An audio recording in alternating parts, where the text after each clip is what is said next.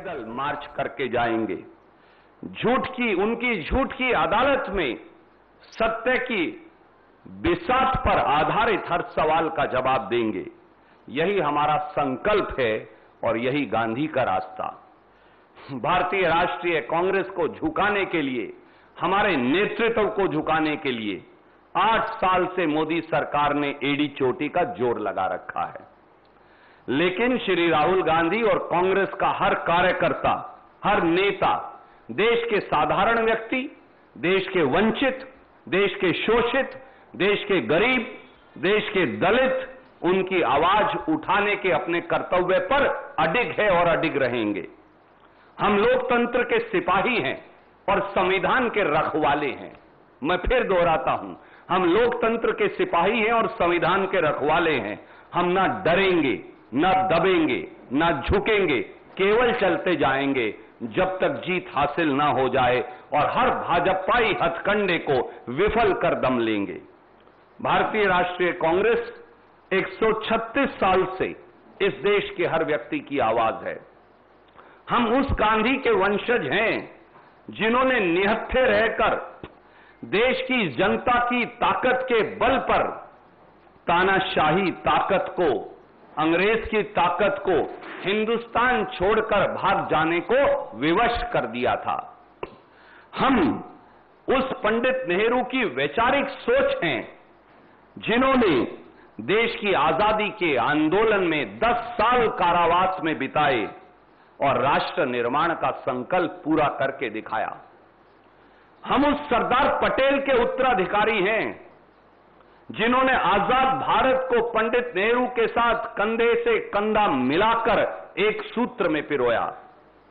हम उस मौलाना अब्दुल कलाम आजाद और डॉक्टर राजेंद्र प्रसाद की सोच हैं जिन्होंने जिन्ना के विभाजनकारी एजेंडे को सिरे से खारिज कर दिया। हम उन माफी वीरों के अनुयायी नहीं जो आज सत्ता के सिंहासन पर बैठे हैं, जो कारागार की दीवारों पर अंग्रेजों से माफीनामा लिखकर आए थे। मोदी सरकार ने भूल कर ली है। नेशनल हेराल्ड अखबार, जिसके सहारे मोदी जी आप कांग्रेस के नेतृत्व को झुकाना चाहते हैं, डराना चाहते हैं, यह उसी भारत के स्वतंत्रता संग्राम की साल 1937 में स्थापित पहचान है और आवाज भी। जब आज के हुक्मरान, जब दिल्ली के सिंहासन पर आज बैठे हुक्मरान अंग्रेज की मुखबरी कर रहे थे, तब कांग्रेस के लोग इस देश की मिट्टी को अपने खून और पसीने से सींच रहे थे। उन स्वतंत्रता सेनानियों की आवाज है नेशनल हेराल्ड, इसे दबाया नहीं जा सकता। मोदी जी जब नेशनल हेराल्ड अखबार और 1937 में बनी नेशनल हेराल्ड अखबार की कंपनी एसोसिएटेड जर्नल्स लिमिटेड पर कर्ज का गंभीर संकट आया और समाचार पत्र को चलाने वाले, कठोर परिश्रम करने वाले आप जैसे पत्रकारों की तनख्वाह नहीं दी जा सकी, उनका वेतन नहीं मिल रहा था, तो साल 2002 से 2011 के बीच 10 साल में भारतीय राष्ट्रीय कांग्रेस ने 90 करोड़ रुपए की राशि 10 साल में उस नेशनल हेराल्ड अखबार को दी। क्या पत्रकारों की तनख्वाह देना अपराध हो सकता है? भारतीय राष्ट्रीय कांग्रेस एक राजनीतिक दल है और राजनीतिक दल किसी भी समाचार पत्र या कंपनी के शेयर नहीं ले सकता। इसीलिए भारतीय राष्ट्रीय कांग्रेस ने, हमने यंग इंडियन के नाम से एक नॉट फॉर प्रॉफिट कंपनी को नेशनल हेराल्ड व एसोसिएटेड जर्नल्स लिमिटेड के उस 90 करोड़ की एवज में शेयर दे दिए ताकि कंपनी का कर्ज खत्म हो सके, अखबार का कर्ज खत्म हो सके। इस 90 करोड़ में से आज ये जानना जरूरी है, इस 90 करोड़ में से 67 करोड़ रुपया नेशनल हेराल्ड अखबार के पत्रकारों और कर्मियों को तनख्वाह और वीआरएस के लिए दिए गए हैं। क्या कर्मचारियों की तनख्वाह देना, क्या पत्रकारों की तनख्वाह देना अब इस देश में अपराध हो गया है? और 90 करोड़ में से 67 करोड़ छोड़ दें तो बाकी का पैसा भारत सरकार को दिया गया है।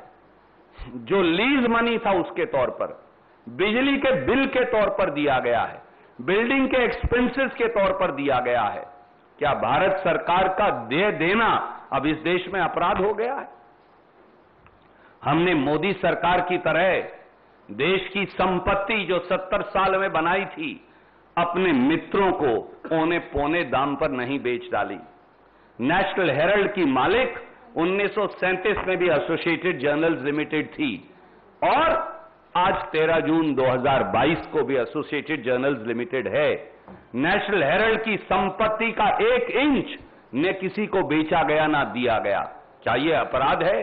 अगर यह अपराध है तो यह करना जरूरी है। नरेंद्र मोदी जी, आप और आपका इलेक्शन मैनेजमेंट डिपार्टमेंट अच्छी तरह से जानते हैं कि नेशनल हेराल्ड और यंग इंडियन की एक खोटी चवन्नी भी न कांग्रेस पार्टी ने, न हमारी अध्यक्षा श्रीमती सोनिया गांधी ने, न हमारे नेता श्री राहुल गांधी ने कांग्रेस के किसी नेता या कार्यकर्ता ने आज तक नहीं ली, और न ही नॉट फॉर प्रॉफिट कंपनी से आप तनख्वाह, डिविडेंड या किसी प्रकार की राशि ले सकते। यहां तक कि आप तो नॉट फॉर प्रॉफिट कंपनी का शेयर भी नहीं बेच सकते, चाहें तो भी। वो केवल और केवल दूसरी नॉट फॉर प्रॉफिट कंपनी को ही दिया जा सकता है। इसलिए national Herald, young India, associated journals limited, आजादी के संग्राम का ये अखबार, ये कांग्रेस नहीं, ये देश की धरोहर है, ये इस देश की विरासत है, यह विश्वास का एक मसौदा है और भारतीय राष्ट्रीय कांग्रेस और देश इस धरोहर को हर हालत में सुरक्षित रखेगी, यह हमारा संकल्प है। अपनी सफलताओं, अपनी असफलताओं पर झल्लाई हुई हुकूमत को आज हम बता देंगे कि हम राष्ट्रीय विरासत को बचाए रखने के लिए कल भी दृढ़ संकल्पित थे और आज भी दृढ़ संकल्पित हैं। हम अडिग हैं, आज भी अडिग हैं और कल भी रहेंगे। हम आज भी निडर हैं, कल भी रहेंगे। आपके ये झूठे मुकदमे और जो बंदर घुड़कियां हैं, इनसे कोई डरने वाला नहीं। मोदी जी, आप चाहे जितना तिल मिला लें, आप चाहे जितने मुकदमे चला लें, हम कांग्रेस के करोड़ों कार्यकर्ता जनता की आवाज को उठाते रहेंगे जिसका दर्द आपको है। हम महंगाई और बेरोजगारी के खिलाफ आवाज बुलंद करते रहेंगे जो तकलीफ आपको है। हम देश की 70 साल की संपत्ति को बेचने की लूट के खिलाफ बुलंद आवाज बने रहेंगे जिसकी आपको तकलीफ है। हम व्यापक भ्रष्टाचार जो आपने फैला रखा है, और जब देश के प्रधानमंत्री ही एक कंपनियों के एजेंट के तौर पर कभी फ्रांस और कभी श्रीलंका में वो अपनी बात रखेंगे कंपनियों के एजेंट के तौर पर, इसके खिलाफ हम आवाज उठाते रहेंगे जिस पर हम अडिग हैं। हम आपको बार बार एक्सपोज करेंगे। हम मध्यम वर्ग व गरीब की आवाज बने रहेंगे। यही कांग्रेस है और यही हमारा धर्म है और हम ये निभाएंगे। Any questions you welcome to ask. We'll come. I'll go to everybody.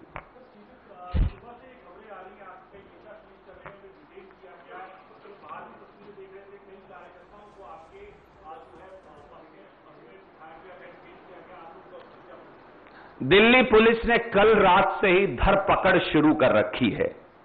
केंद्रीय दिल्ली को तो पुलिस की छावनी में तब्दील कर दिया गया है, आप चश्मदीद गवाह हैं। हजारों सैकड़ों बैरिकेड लगा दिए गए हैं। हमारे कई हजार कार्यकर्ताओं को कल रात से हिरासत में ले लिया गया है। कई नेताओं को अपने घर में नजरबंद कर दिया गया है। पूरी दिल्ली में जैसे एक अघोषित आपातकाल लगा दिया गया हो। मोदी जी की कायर सरकार पर जान ले, हम सबको गिरफ्तार कर लें, पर वो क्या सत्याग्रह को रोक पाएंगे? क्या सत्य की आवाज को दबा पाएंगे? क्या वो सत्य के लिए आग्रह की मार्च को किसी प्रकार से बंदी बना पाएंगे? सत्य की को कोई बेड़ियों में जकड़ नहीं पाया प्रधानमंत्री जी, ना आप जकड़ पाएंगे। हम अंग्रेजों से भी लड़े, अब अंग्रेजों के मुखबिर जो आज सत्ता के सिंहासन पर बैठे हैं, हम आपसे भी लड़ेंगे। हम न झुकेंगे, न डरेंगे, न दबेंगे, केवल लड़ेंगे और केवल उस लड़ाई के लिए लड़ेंगे जो सत्य की लड़ाई है, देश के संविधान की लड़ाई है, देश के प्रजातंत्र की लड़ाई है, देश के मध्यम वर्ग और गरीब की लड़ाई है, देश के शोषित और वंचित की लड़ाई है। और ये लड़ाई तब तक जारी रहेगी जब तक ये देश नहीं जीत जाएगा।